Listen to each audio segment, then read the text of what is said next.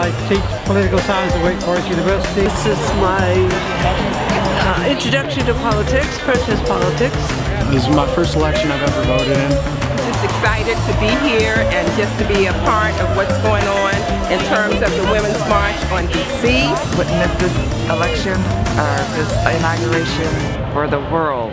And I'm here, you know what?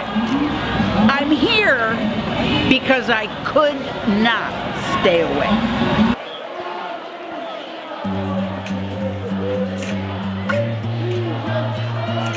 We're tired of career politicians. I really clicked with economical agenda.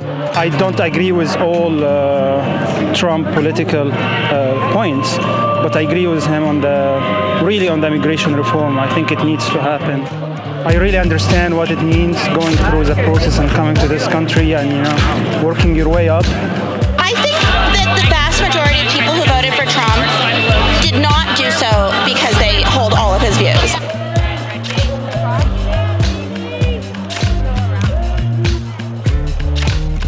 What are you going to do to help me, a queer Jewish feminist? What are you going to do to help my friend who's Middle Eastern, who's called sand nigger in a New York subway?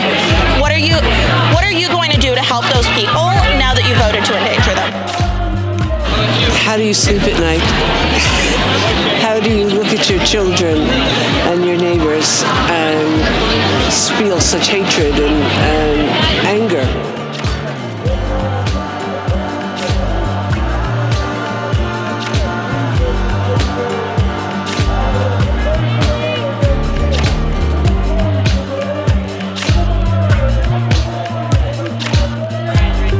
For me, the pro-life issue is the paramount issue because it is the single human rights abuse that our country is taking part in right now that is just, it's above everything else. My father was telling me not to participate because being blacklisted in America and like being Muslim and Arab. You know, with today's world situation that we have with terrorism and everything, I'm really excited about having stronger borders and paying attention to who's coming in here. And I think conservatives get a bad rap because they say we're against immigration. This country was built on immigrants. We just want you to come in and sign the guest book. Come in legally. I've started a relationship with a woman from another country, so there's a lot of very deep personal fear.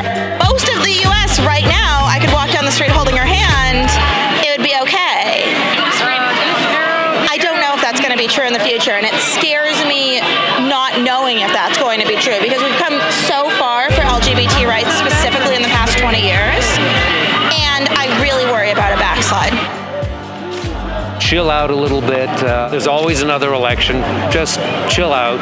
We'll be fine. I believe that he's a businessman and he's going to deliver more jobs for especially our generation. Even if I say, well, I want there to be more jobs, how can we talk about jobs if we're killing people before they're even born?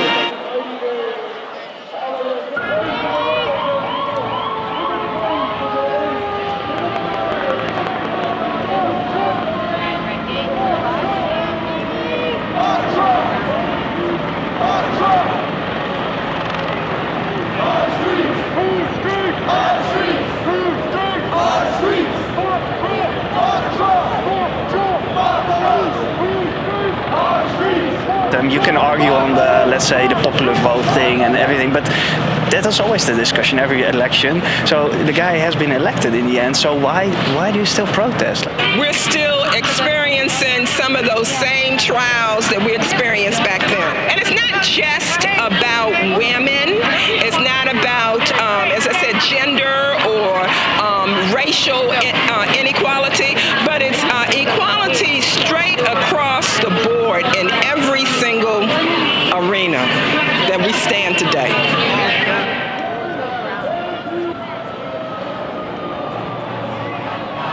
It's all about human rights and who gets human rights and when do those human rights start.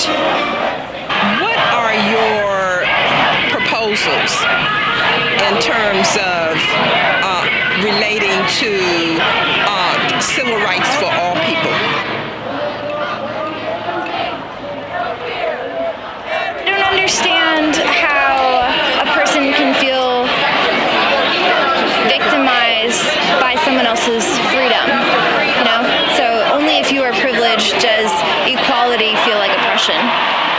The part that most surprised me was the level of hatred that was levied against just normal everyday people like us, people that just want America great again. I want it great again for my kids.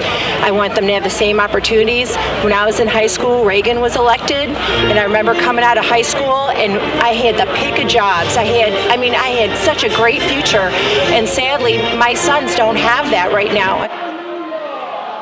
Grew up in the 80s, getting a lot of, long duck dong jokes and things like that. And, it wasn't until the last 8 years when I felt like everybody could be inclusive to the society. And, for me, I have a lot of African American friends, a lot of Latino friends, a lot of gay friends. And for me, it was just really important for their rights to be represented. And I just feel that in the current climate, those things are being slowly stripped away.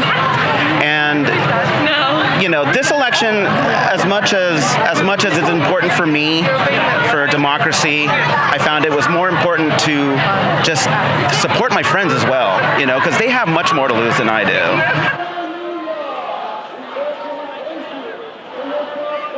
My great-grandfather fought in World War I, and my father fought in World War II for the freedoms that we have here.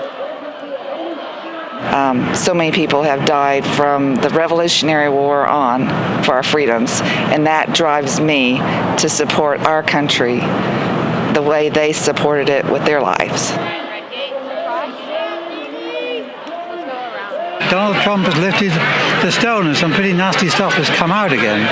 So we really have got to put very powerful arguments back into play about the basic goodness of the American people, basic integrity of us all, how we've got to honor each other, and we gain nothing by denigrating people who are different from ourselves. On the contrary, it's the diversity of this country that makes it so magic, and he's taken away the magic, wretched man. How can you morally erase so many things about this particular candidate? And the basic thing about that question is I'm really sure they'll ask me exactly the same question about the Democratic candidate this year. Honey, this country is not divided. We are all scared. So, and I think it's important for us to realize in the other, the South, it's the same.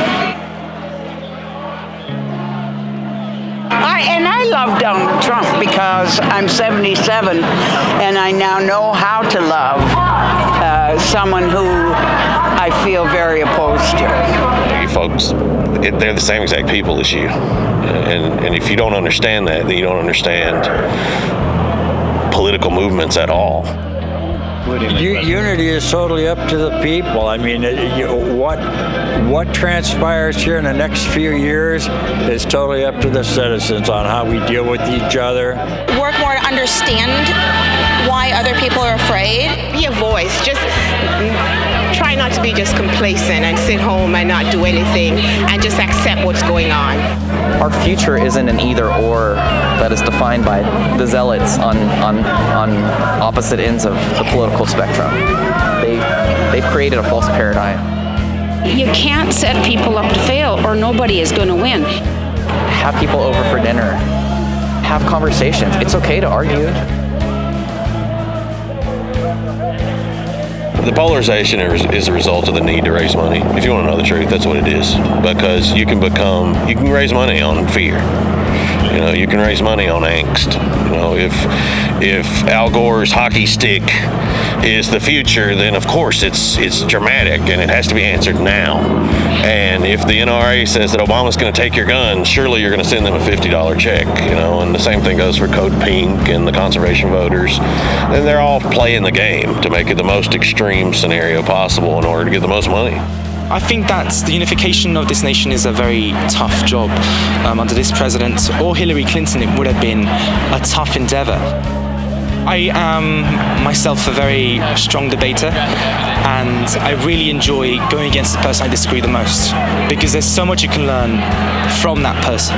And I believe that in a divided nation where you live in the same neighborhood as all the Trump supporters or Hillary supporters, so to speak, in the district, you're not really having a good conversation. People are playing devil's advocate without really believing it. We should dare to get out of our bubbles. And I think that by doing that, we become ourselves more politically active and more politically intelligent. And by doing so, we become more advanced as a country and as a human being. By understanding the perspectives of others and understanding the opinions of others, particularly those you disagree with, either you reinforce your strongest beliefs, therefore making you the strongest political campaigner you are, or modify them until you reach that point where you find the morality that is perfect for you. As a school counselor, as a parent, as a grandma,